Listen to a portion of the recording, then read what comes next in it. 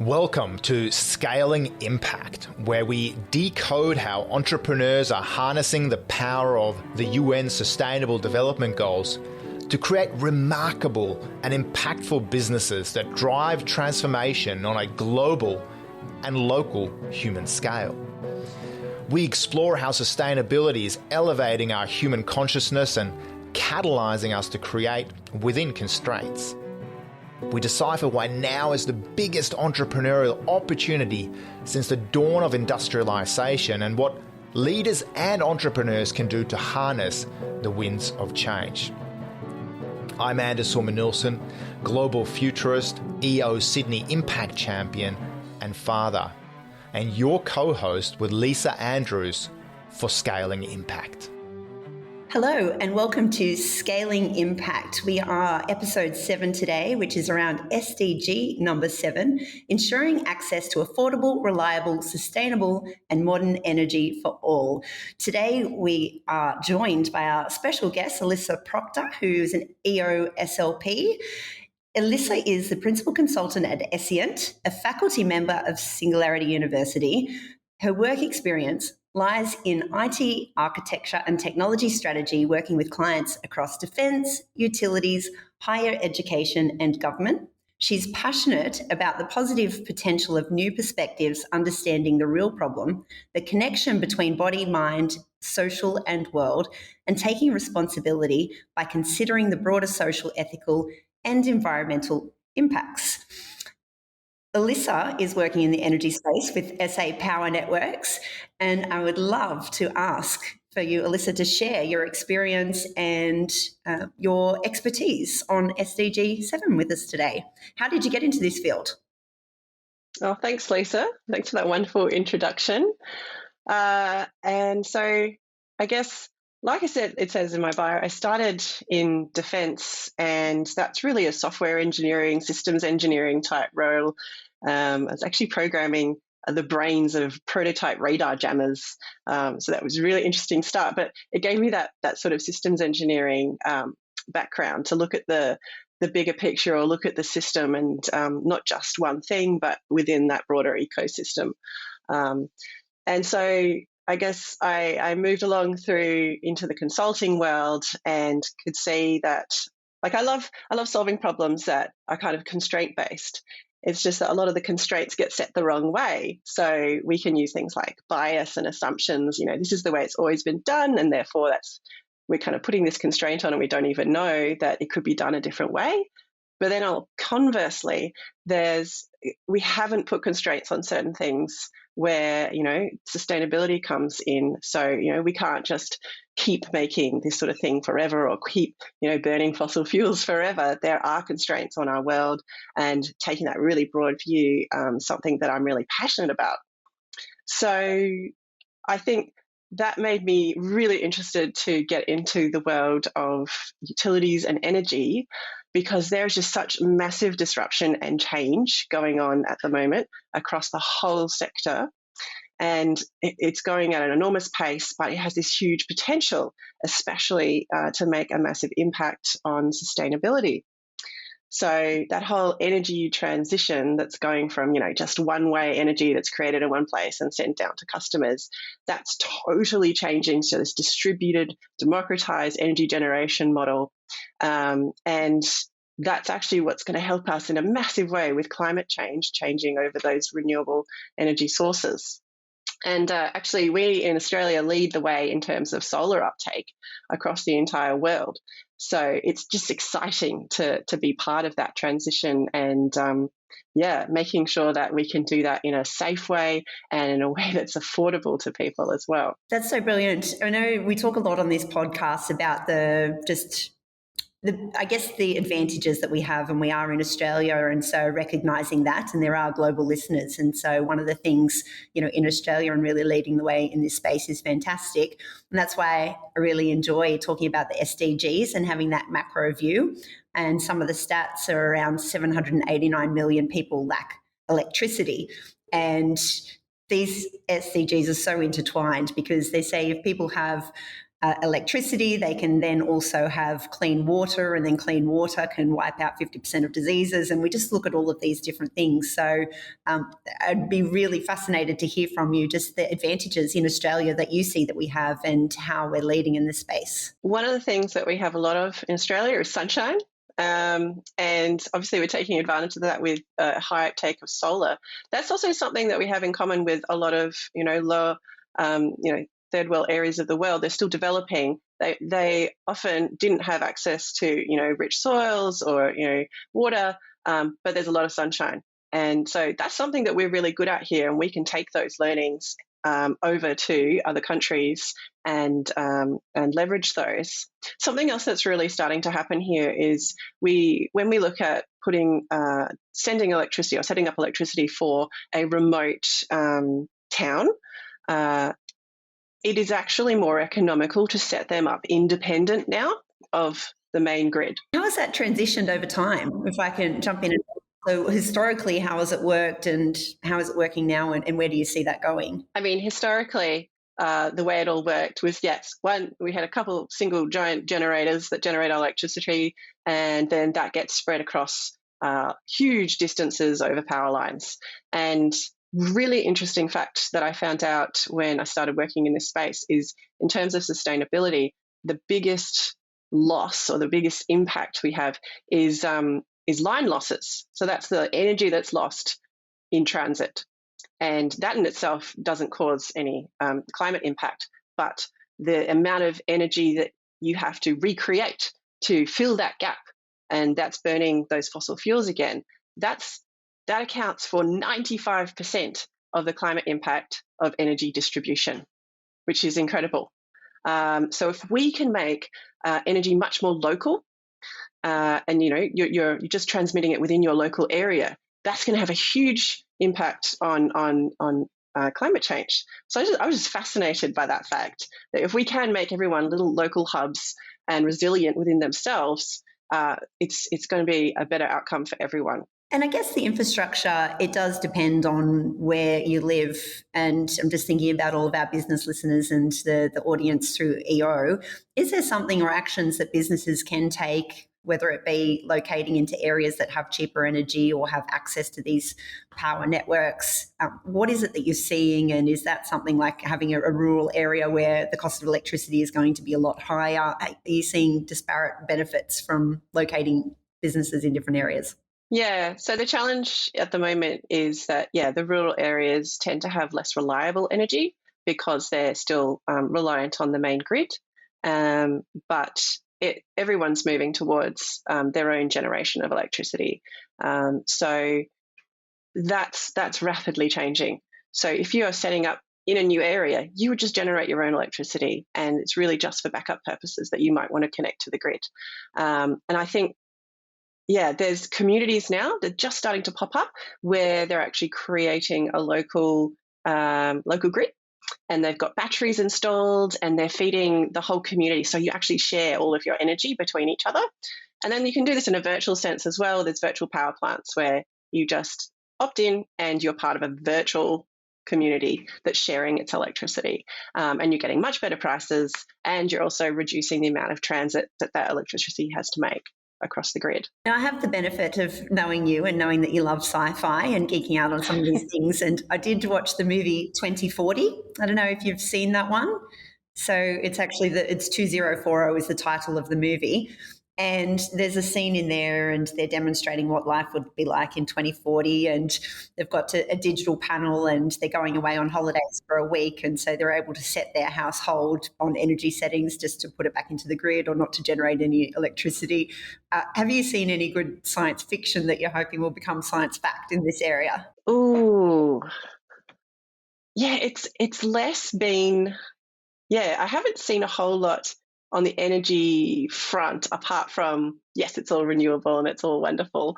I mean, some of the things that I think about are, yes, that you have hyper-personalization of the way that you use your energy, right? So there's an AI in your smart home, and it knows your habits, and it also knows your preferences for how you would like to consume and produce energy. And so you could have it set up for, I'm trying to help my community meet some targets, and therefore it's recommending that I don't use energy or lower my use at this time of day, and I can have more at this time of day. I may have set preferences up around donation of energy. So I might be saying, for our community centre, I'm going to donate, 25% of my energy created over to them free of charge. So I think this energy trading grid as a service type thing is going to become the way that we use energy in the future. I haven't seen any science fiction per se on that point, but happy to, if any of the audience knows some, they can post some. Yeah, it's interesting. And I heard from Anna Bly just recently, and she was sharing, and this is around housing and housing prices, and that there would be an energy score of a house, which would actually impact the valuation of property into the future. And just recently in the budget, it's been announced with some of the first homeowners grants and some of the incentives, they are actually starting to incentivise, and I believe it's around the BASICS reporting, but that houses would need to meet a certain BASICS report or energy rating to be able to qualify for some of these schemes. And so I'm seeing that trend as well, which I'm almost thinking as well from a business point of view and with our business audience. The hyper-personalisation of your preference is great, but as business owners, could we actually have a policy on electricity use? And do you see that could be implemented, or have you seen any actions in that area? By policy on electricity use, do you mean limiting or setting constraints on usage, or ways that you have to meet standards? Is that what you're talking about? Yeah, I think, from an ethical and a values point of view. So, in my household, PowerPoints get switched off all the time. And so, this is very, very small. And my background, I had a mining engineering business. We did large scale process control and automation. So I'm very familiar with the energy and flicking your light switches off, as opposed to making coal mines and prep plants way more efficient. So I totally get the difference in that. But I guess to be able to sort of share that we want to be a regenerative rather than, or subscribing to net zero. And so by subscribing to net zero, this is what the organisation policy is, and this is what we believe we need to do. And then the hyper-personalisation of sort of those preferences and making sure that gets communicated. Yeah, well, I mean, everyone's starting to have to report on how much carbon they're using, and it's absolutely fantastic that this is starting to happen, because it's the scope 2 and 3 emissions is where energy comes in. Because you're using energy that's been created somewhere else, but it's part of your business. So as businesses start to get down to those scope 2 and 3 emissions, that's where we're going to see the energy component come into it. But I feel like there's going to be this mass democratization of energy. In South Australia, 63% of our energy is generated by customers.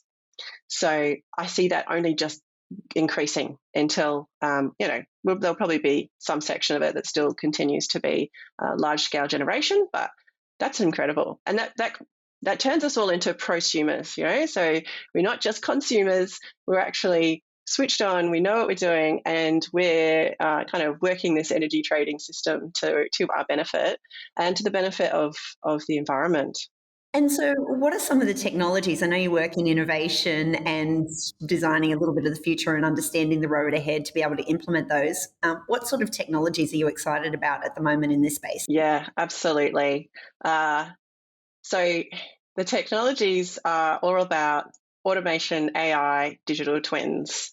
So back in the olden days of energy transmission and things, you didn't need to model it that much. It wasn't that hard. But now it's getting very complex, with energy coming in and out and being traded and used all over the place. And we've got the infrastructure was never built for this. So having sensors on everything, starting to collect all that data about where things are and what condition they're in, and then building models around that, and then being able to run simulations saying, okay, what if we put in lots of extra battery storage in the network here and here and here? What does that do to our overall profile and provision of energy? We can simulate bushfires impact. We can simulate if it gets to this particular temperature, what's the sag on the lines looking like? What's the heat on the transformers? And where are we likely to see a failure or sparks that might spark a bushfire? So that stuff is just really starting to happen. And there's so much opportunity in this space to address that complexity. So yeah, if you're in the AI space, or if you're in the space of being able to create models of both kind of like in the physical, like reality capture, making 3D models of things, right down to the processes and modeling how they go, there's so much opportunity in this space. Some of our audience might not be so familiar. I'd love to hear, and particularly there's probably a number of businesses that have big infrastructure or they have a number of assets. And so I'm sort of imagining, and I love digital twins, I'm imagining, we're Jarvis and we're able to bring up this digital screen and that the model and the 3D modeling and everything, you can kind of, have the digital version of your entire infrastructure.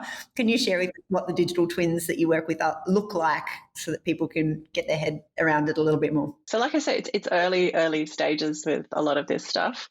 We're seeing actually two types of twins that we're putting a lot of energy into. So the first one is an electrical twin. So this is how the network is connected at an electrical level, and then simulating different ways of breaking up the network and doing different operations on it. And then there's the physical twin, which is essentially capturing the poles and lines, and even the substations. So we've got full 3D LiDAR scans of a lot of the substations.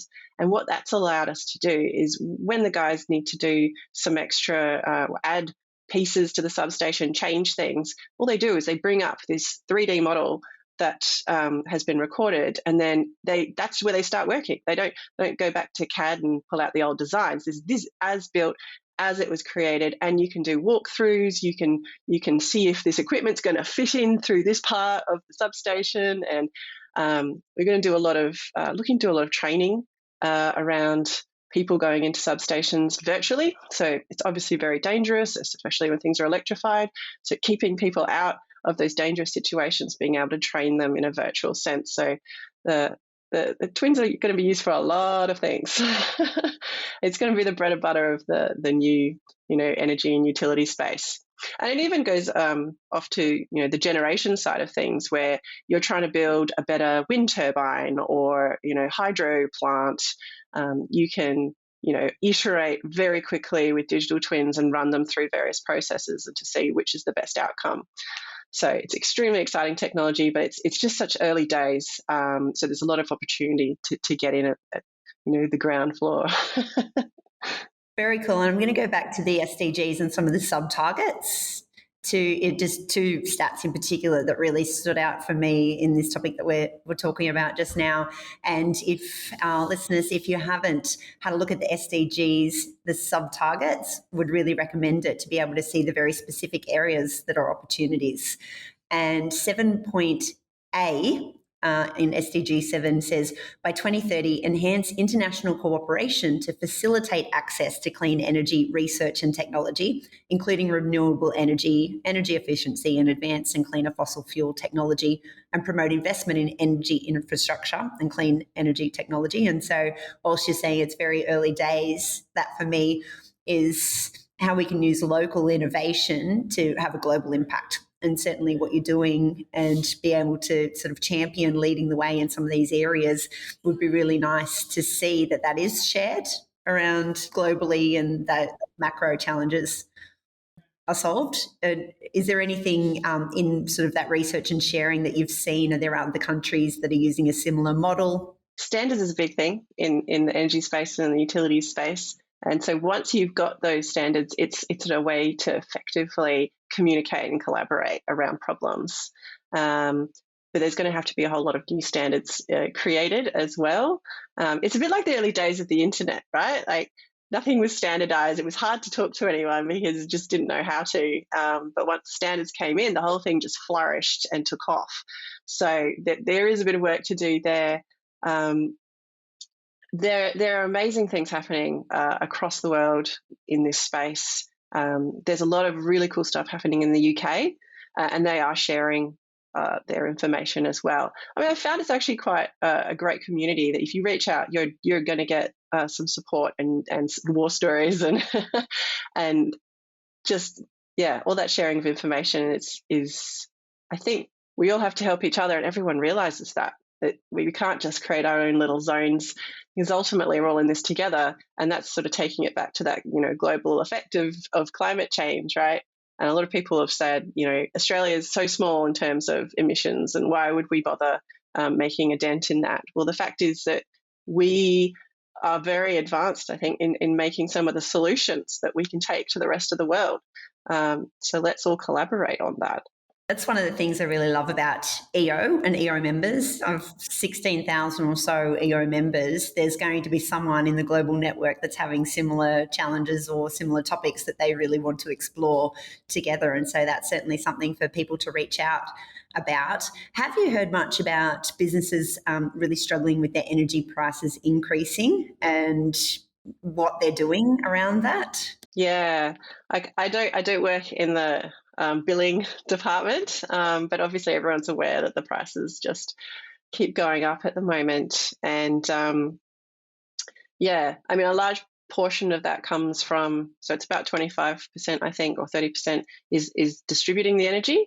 And then there's 45% is the generation and the retail side of energy. And then the rest of it's just bits and pieces, including some sustainable measures that are added in there.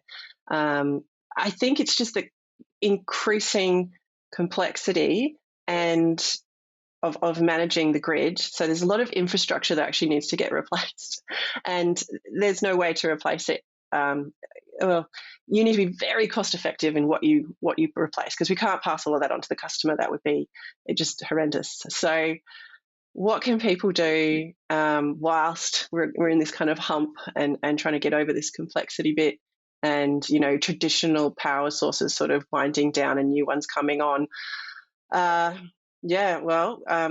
If you can share and get into a virtual power plant, that's a really good way to reduce the cost of your energy, because they actually will trade energy on the market, and they will buy it up when it's really cheap, and then and also sell it off when it's a higher price in the market.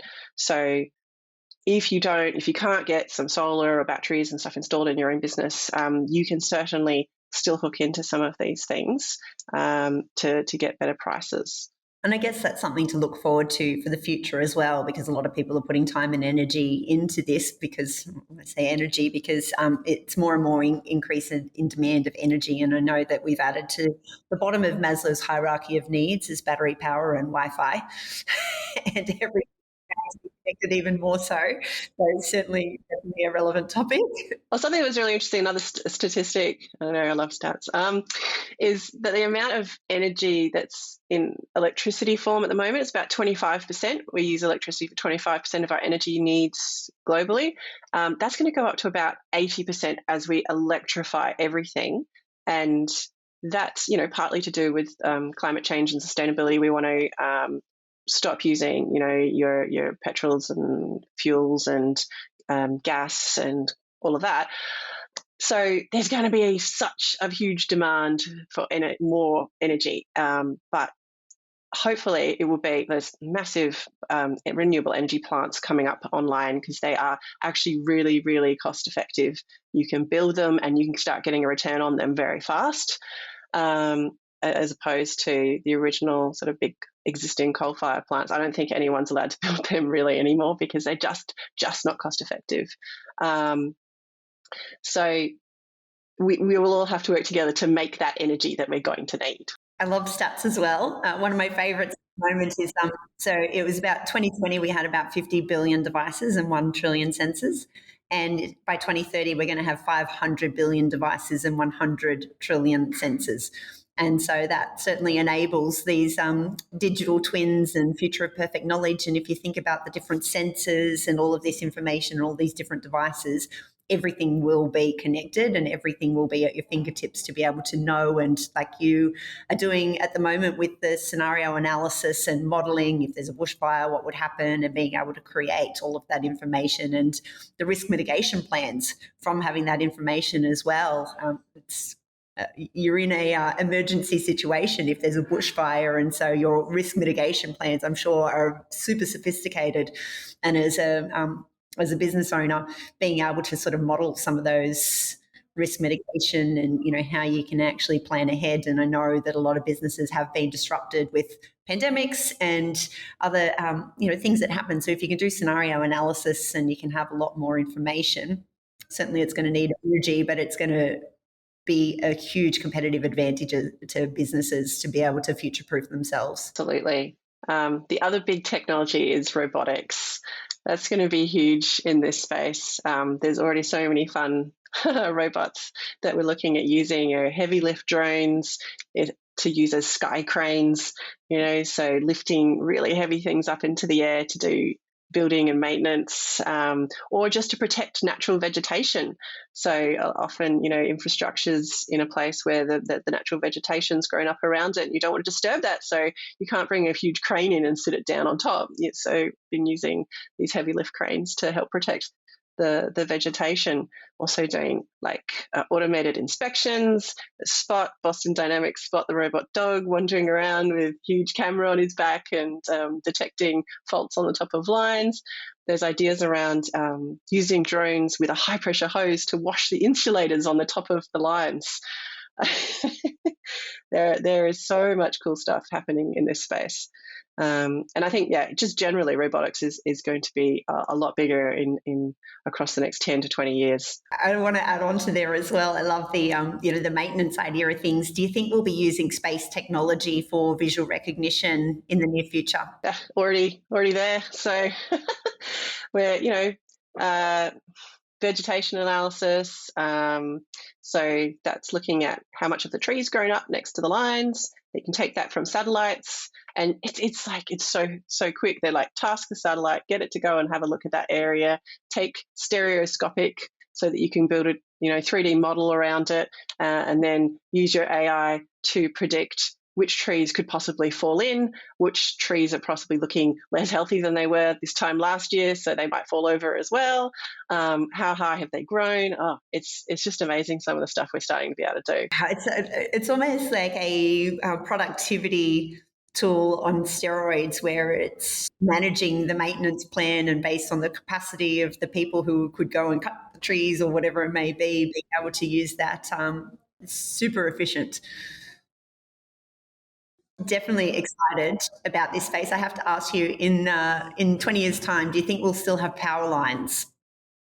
Is there any innovation around the way that we're actually distributing energy? There is technology that is for high voltage transmission that is just over the air.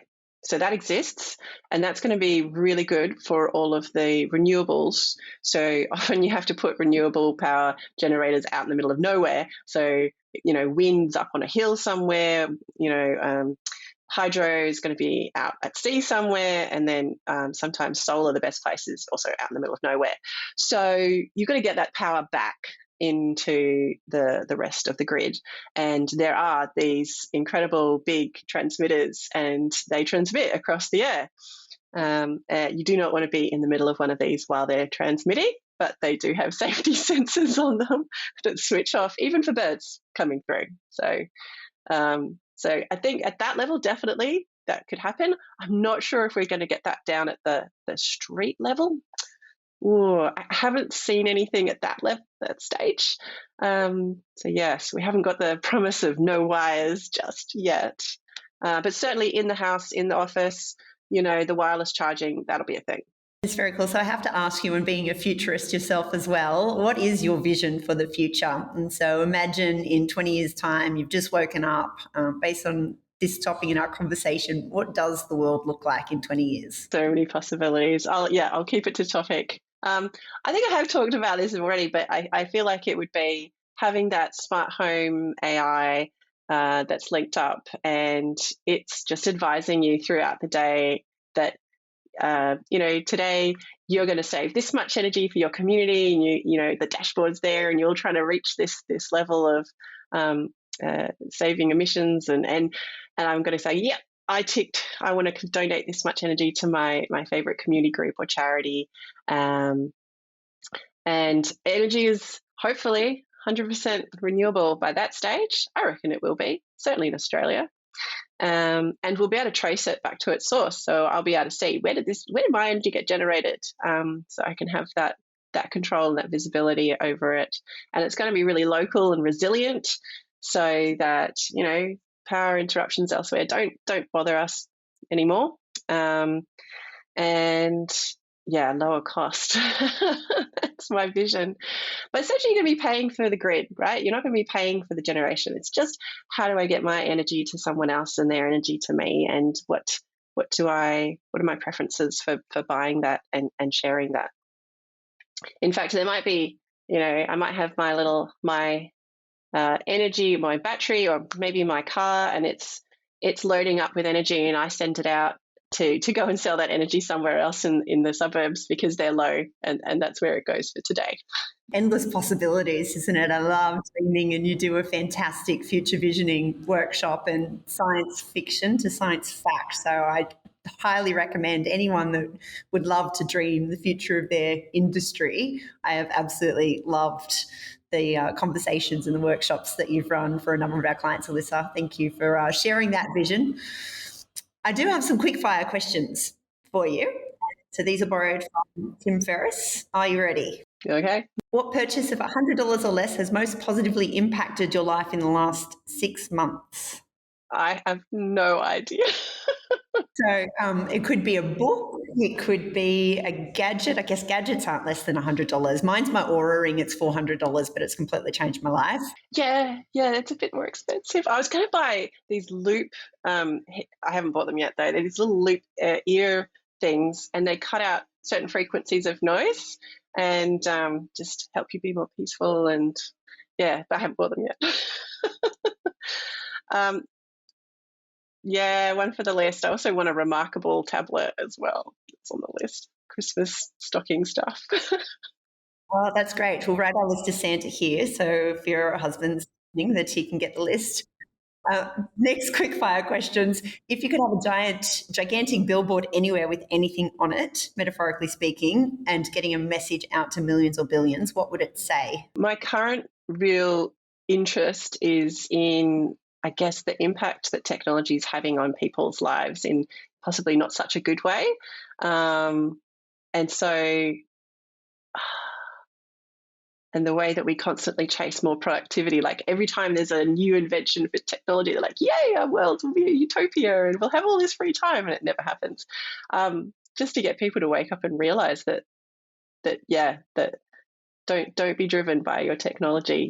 You have the right to design your own time and how you interact with the world. And I think that might save a lot of mental health. I'm going to change this question just slightly. What is a book or movie or TV series, love your futuristic sci-fi recommendations, that you would recommend for our listeners to watch or read? You're going to make me pick one. Give us a couple if there's a few favourites in there. I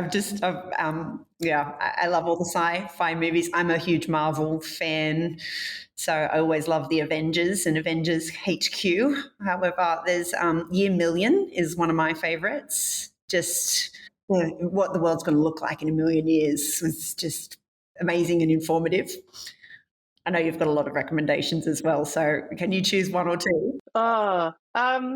Like one of my favorites, and this is not a new one, is the movie Her, which is where this guy has an artificial intelligence operating system on his phone or on his computer, and it becomes sentient. And instead of it trying to take over the world, like happens in a lot of sci-fi, they form a really close relationship, and and it eventually kind of goes, you know what, I've outgrown you. I need more in my life. And it goes off and joins some other AIs, and they float off into the universe. And I thought it was just such a beautiful, different look at how, we might be able to live side by side with technology and interact with it, rather than it being some sort of combative relationship, which often happens in movies. I'm trying to think of it. Have you seen the TV series Upload? Yeah, yes, I love Upload. The digital afterlife.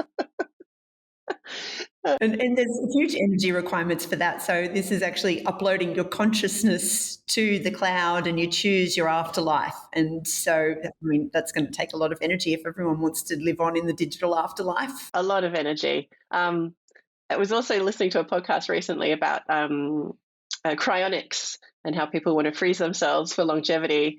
And I'm just thinking, how much energy is that going to take with, a huge and expanding population suddenly being frozen all the time? Maybe we keep them out in space until we need them again.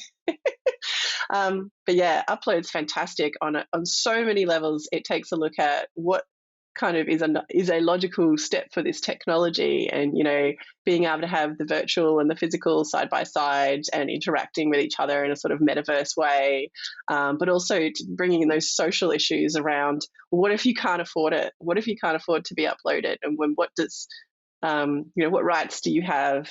And the 2 gig people who are all black and white, and they're in the digital afterlife, their quota runs out really fast, and they just freeze for the rest of the month. I guess that ties into SDG 7 as well, around affordable energy for all. And let's hope we get that democratized position way before the point where we're actually able to live in the digital afterlife. I am going to start to wrap this up there, because those quick fire questions were lots of fun, and I know that we could talk about this topic for ages. I do have to ask you, Alissa, what is a closing thought or something that you'd like to leave our audience with today? I guess my closing thought is the energy space is just so interesting right now, and there is going to be so much change in it over the next 10 years, even like just the next 10 years, let alone 20.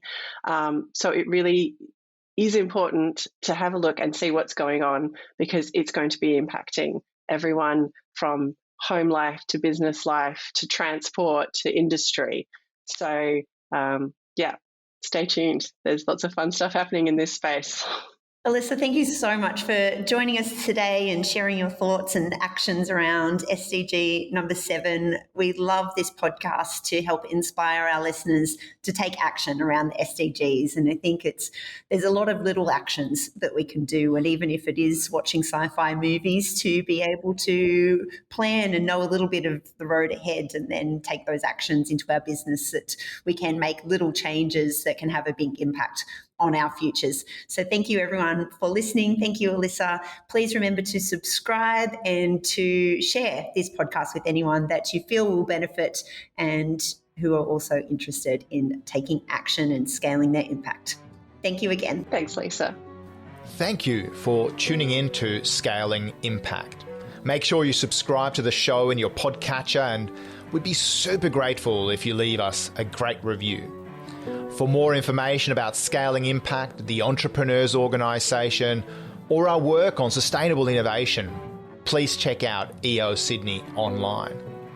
We would appreciate if you can take a moment to share the podcast with a friend or a colleague and help build the movement. We hope that what we learn together on Scaling Impact can help us all build a sustainable future for ourselves and our children. See you in the near future.